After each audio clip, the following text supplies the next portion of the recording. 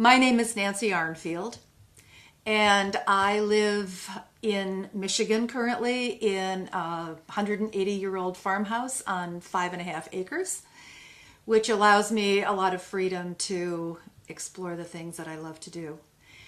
But I have lived in California, and I've lived in New York City, and I've worked both places. And what I'd like to think of most of all is that I am somehow a citizen of the world. Living in Michigan allows me to afford to do a lot of the other things that I probably couldn't do if I lived in a place that was more expensive.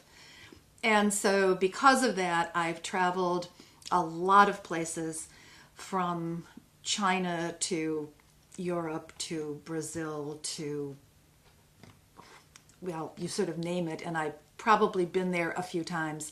I wound up my professional life as a professor of theater, but the road was long and definitely not straight. My first real job, I suppose you might call it, was teaching special education in a major city. I did that for 3 years while I went to grad school. And then I began teaching in college, but it's never always been one thing, because I was always finding something else I would be interested in, and then I would study that and learn and be qualified, and then I might teach that a bit, and then I would go someplace else and do something else in the intermediary times. I've worked as an editor and as a writer, and after I retired, I had all sorts of doors that opened to me unexpectedly, and the latest thing I've done is work as art staff for the parade company in Detroit that builds floats for the Thanksgiving Day parade. So I am frequently seen hanging from the hoists and driving a forklift. You know, people often ask, what do young people think about senior citizens? And I have to tell you that one of my goals in life on this tractor that I've been driving for the last 40 years is to prove that there is no one way to be if you're a senior citizen. I pretty much do now the things that I used to do a long time ago, including the tractor and some windsurfing and a whole lot of other things. Well, when you live in a house like this, it's fairly easy to keep in shape. I have a wood-burning stove inside, among other real, 20th century stuff too. But I stack my own wood and carry it from the back when I need to. Once upon a time I split it all, but no more. And because I was strong from doing my own wood and doing my own building and things like that, I was on the master's rowing team for the city of Detroit, and I was the oldest person on the team by about, I think, 25 or 26 years. The youngest person on the team was 35, and they loved me on the team because, first of all, I was a decent rower, not great, but decent. And secondly, because of my age, we got special points. So we did really well when I rowed, even if I didn't row all that well. I grew up in Dearborn and outside of Detroit in Michigan. And when I was 10, my dad built our small house, and I helped. I remember spending one summer helping my dad and my mom and the neighbor put a little house together that I lived in for most of my childhood, up until the time I went away to college, actually.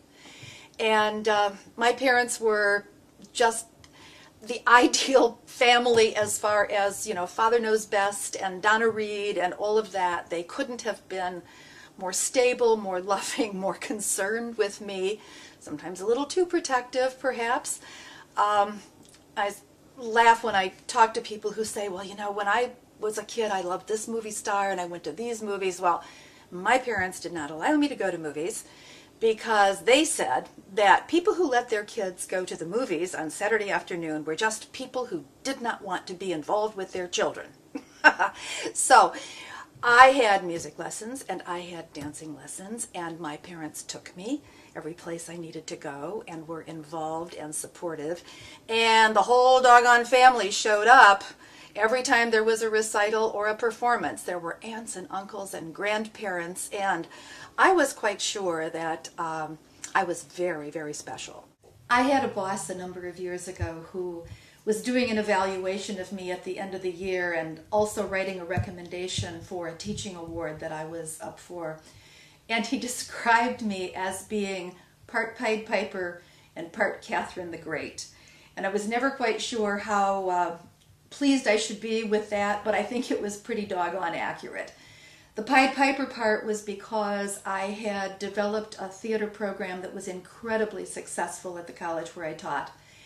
And students gathered like crazy and committed to it. And I think that was reflective also of my life with my friends, because I tend to be the person that does the invitations. I tend to be the person that holds the group together. I love entertaining. I love having gatherings where all sorts of diverse people get together and have food and conversation and just enjoy each other's company.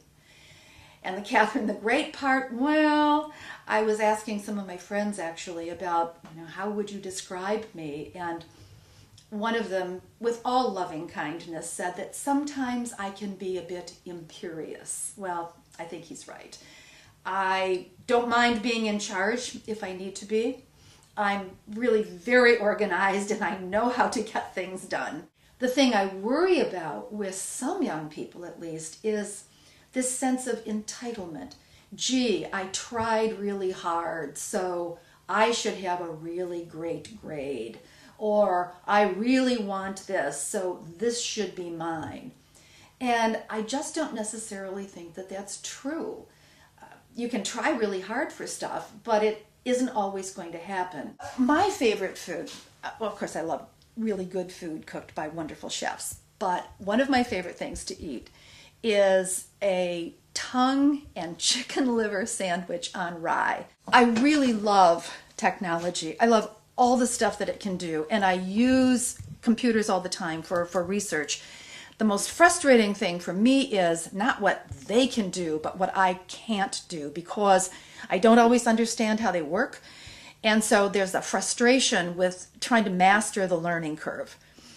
But the great thing about it is, too, if you encounter stuff you just don't know, like urban slang, for example, no idea because you just haven't encountered those words, you go to the computer, you put it into your search engine, and the next thing you know, you have, maybe 17 or 18 sources that tell you, oh my goodness, what this means. My life is really filled with good friends and lots of joy. I'm very fortunate.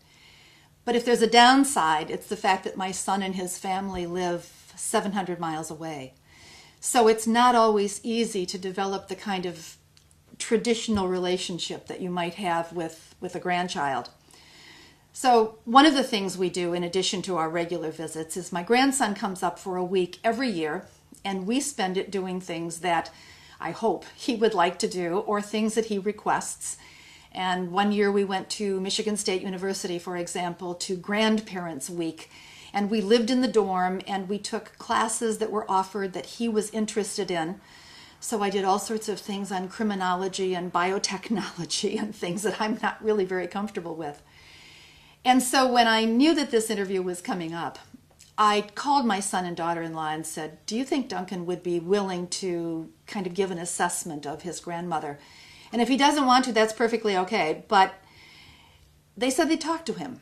And this morning, I got an email from my 13-and-a-half-year-old, extremely verbal grandson. And with your permission, I'd like to read it to you because somehow it captures a lot of the things that surprised me that he thought, and at the same time pleased me that he thought. She's a great grandma and an excellent cook. A bit stern, but it works out better in the end for the other person. She helps people when they need it, but won't baby them or let them quit. Amazing endurance and vitality and never quits.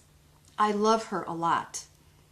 She's a very good person with fewer character flaws than most people I know. If she loves you, she treats you extremely well. You just have to look at how she treats her pets. I mean, it can't get better. What more could you ask from a grandson?